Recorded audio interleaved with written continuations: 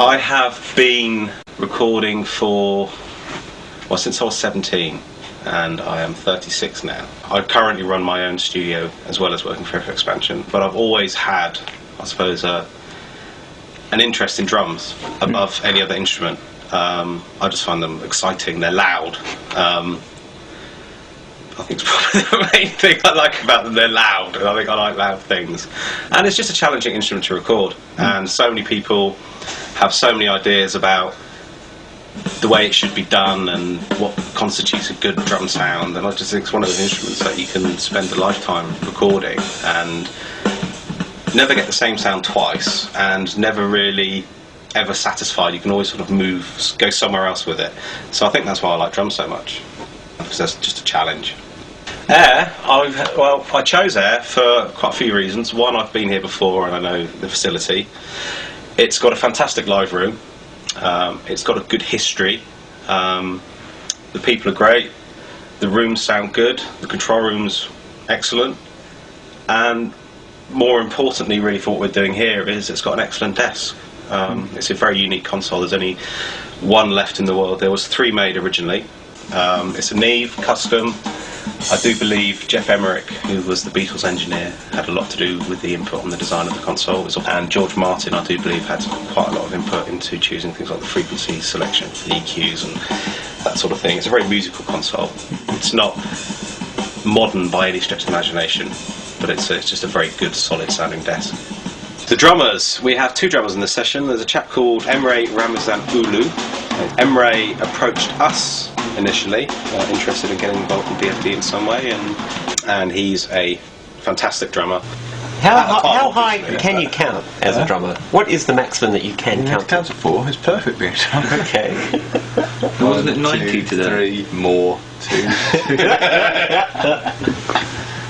7, 8's good as well. 1, 2, 3, 4, 5, 6, 7, 1. And a very good engineer as well, his own right. He does a lot of work with some interesting people, so he's great to have on board because he knows both sides of the desk, as it were. You know, he can sit in front of it as a performer, and he also knows what's going on behind, so he's not really fazed by the whole process. Not jaded. But Emre unfortunately could only do 5 days with us because he had other commitments, and Darren very kindly stepped in and has done a sterling job, and I think it's going to benefit because he has quite a different style. Emre doesn't hit the drums very hard, as he says it, tone over volume, and Darren is a bit more of a rocker, I suppose. So we've kind of angled some of the kits and the cymbals around that. Some of the smaller, more delicate stuff we've had Emre play, and some of the bigger, heavier cymbals and heavier rides, which can take a bit of thrashing, we've had Darren play. So I think it's worked out quite nicely because there's a couple of different sorts of sounds there. Microphones. We have a lot as a D112. I've got a 57, a Neumann KM84, Electro Voice RE20, a Neumann FET 47, a CAD VX2. Direct cymbal channels are also KM84s, a 421, a pair of Manley references, a pair of Coles 4038s, which are a ribbon microphone, a pair of original C12 AKGs, and a pair of Sony C800s. Drums wise, there's 11 kits, that's kicks and tom sets, 19 snares, all of those cymbals, 9 hi-hats I do believe we've got them at the moment. And to see all of those snares and all of those kits in one room at one time is pretty full on. I think you know, a lot of the guys that have been popping into Studio One, even the regular crew around here, have been like, whoa, you guys really are doing a lot of drums. We have one of Ringo Starr's Black Oyster Ludwigs, as played by him, which is rather nice to get hold of. We also have a Spiral Vistalite that used to belong to John Bonham. We also have matched that with a full set of pasty cymbals, which he used to play, so there's a quite authentic sound there. We have a Pork Pie kit, we have a DW Master Series kit, we have a Pearl Custom kit, we have a Pearl Masterworks kit, we have an Orange County kit, we have a Tamboro kit, we have a Rogers kit. Oh, there's a Gretsch kit, a round badge, old Gretsch, which is lovely, lovely drum. The cymbals, of which there's 3 Chinas of various sizes, including one with rivets. There's 3 splashes, 9 ride cymbals, comprising flat sand ones with bells, and at the moment there's 10 normal cymbals. Snares, we've got birch, mahogany, brass, we've got the Zildjian cymbal brass snare, we've got aluminium snares, there's piccolos, there's vented snares, there's a whole range. I've kind of made an effort to get a nice selection of damped drums using O-rings or moon gel or a bit of gaffer tape and some really ringy snares, and we've also experimented a lot with different tunings, so we've got some loose deep drums and some very pingy drums, so hopefully a very wide selection of snares which is going to cover a whole range of different styles of music, including a lot of sort of dance sort of stuff, jungle and drum and bass and that type of thing. Some of the more high pitched tuned snares will be very suitable for, so not just sort of rock or that type of thing, hopefully a real sort of something for everybody range of sounds. Dog top!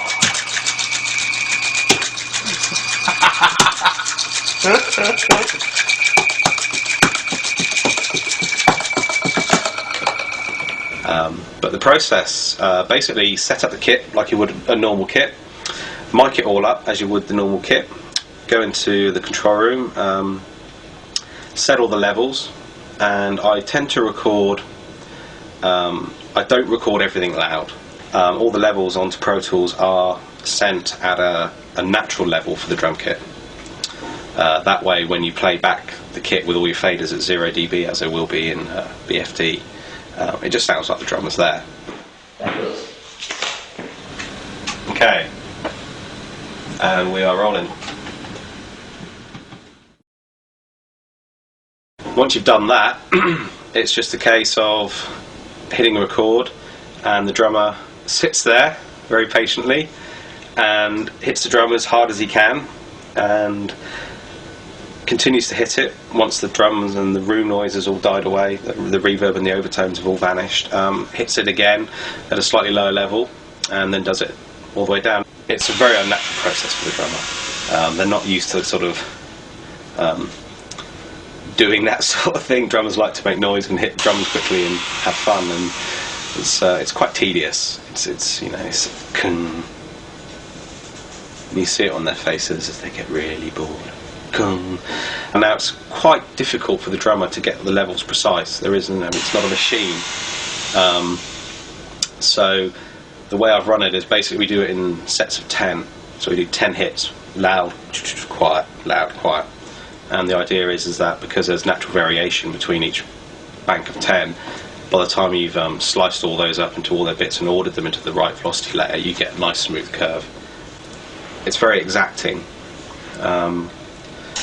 When you're, especially with the cymbals have very long tails, which can go on upwards for, especially on some of the larger rides, 2.5 minutes if you really let them ring out.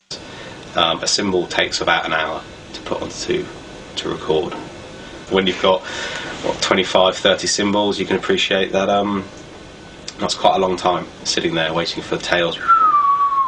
And of course, if the drummer creaks or the stand creaks or the chair creaks or there's a fly, we've had flies in the room. We've found a bug in BFD2 and we're going to take him out.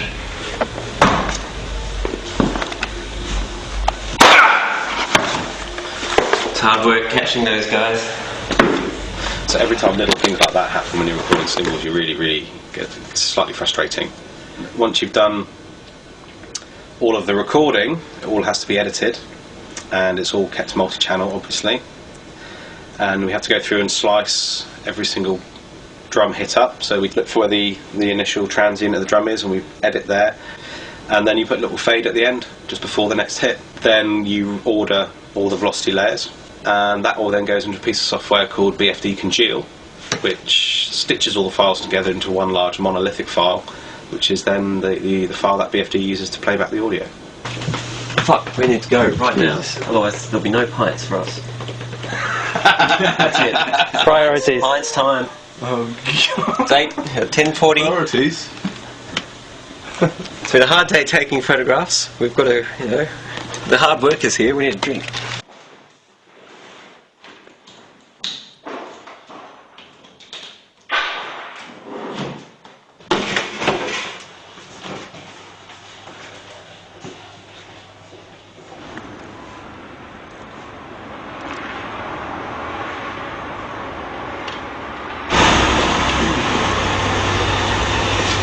That's it. Finito.